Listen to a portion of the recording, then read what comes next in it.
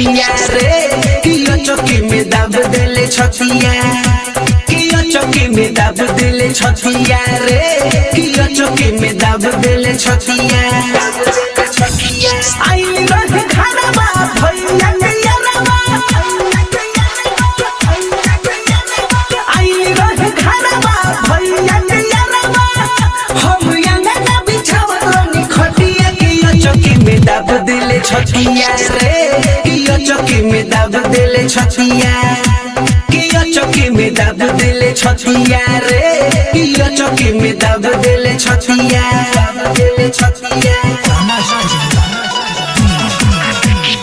आप सुन रहे हैं DJ DJ DJ DJ NK Neeraj को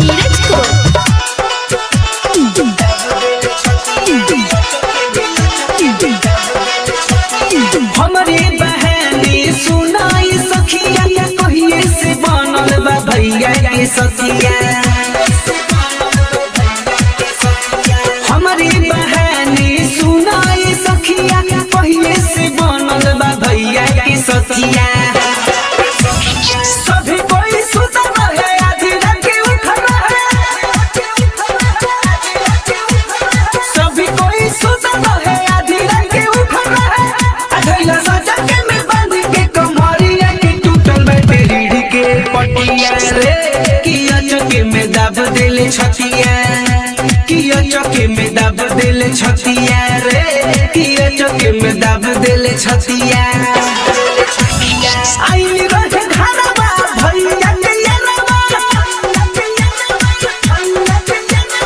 आई रहे घरवा भैया के यारवा हम यंगा बिछावनी खटिया किया चौकी में दाब देले छतिया रे किया चौकी में दाब देले छतिया किया चौकी में दाब देले छतिया रे किया चौकी में दाब देले छतिया